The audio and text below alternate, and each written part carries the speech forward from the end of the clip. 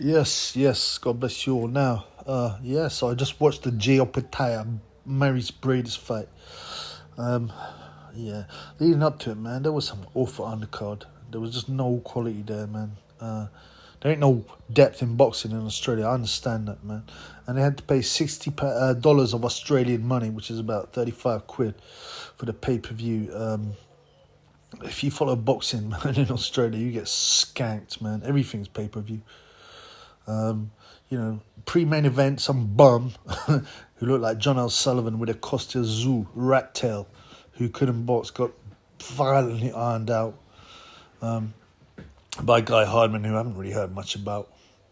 He called himself Bo, the mama's boy, hottest, and he got ironed out, and his mama was in the ring later. He was so buzzed he could barely walk out the ring, and the Aussie guy afterwards is holding beer, VB beers. The only thing Australians like is sport and beers, it seems. But anyway, on to the main event. So there was three national anthems: Samoan, Australian, then the Latvian accent, which national anthem, which was sung by an Indian. I mean, ain't there no Latvians in Australia? Come on, man. Yeah, we all know this is agenda stuff, but it's a waste of time, man. All these national anthem. Who cares, man? These are individuals as well, right? And they're all warmed up, and then they've got to wait 15 minutes while they're cooling down, and they announce everyone. It's more than 15 minutes, all the announcements. Let's just stop this nonsense. Yeah, and you got some announcer who goes over the top. Everyone wants to be like David Greenblatt and like Bruce Buffer. It's embarrassing. Anyway, the fight was a good fight. I'm glad I just watched a half-decent fight. Yeah. The first round, Breidis got cut.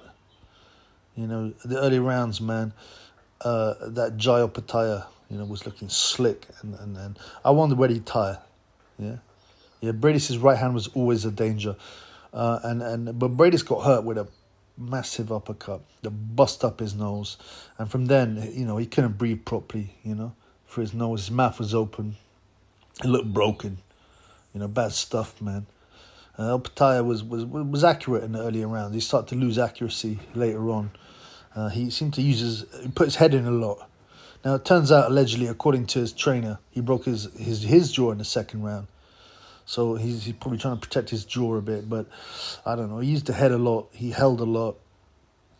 And then in the 10th round, and Breidis seemed to be way behind on points, got hurt with a massive uppercut. Opetaia.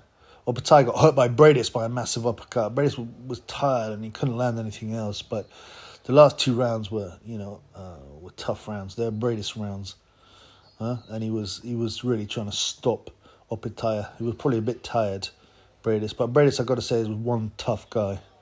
Yeah, one really tough guy. I mean, he basically fought most of the fight with a broken nose.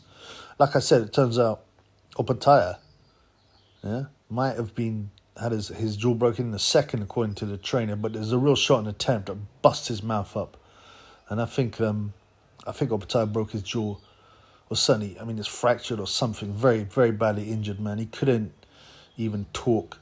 They tried to interview him, and then start crying and stuff. He walked straight out the ring. He couldn't even wait around. He obviously needs some kind of medical attention. He gave it to Opetaia. He wins the fight on points. I'm glad I know a bit about boxing because I said it was going to be a tough fight, and I thought Opetaia might edge it on points, and he did. I started to lose my confidence a bit because Breidis looked in great shape at the weigh-in, but early on it looked like he might get stopped just because his face was so bust up. But you know what? So Australia will have their new superstar. He's not a global superstar, but he'd be an Aussie superstar. I hate these automatic rematches and rematch things, especially the contractual ones. This probably deserves a rematch because it was a good fight. Excuse me. It was a good fight, and both guys got bad injuries, facial injuries, which made it hard. A broken jaw and what looks like a broken nose.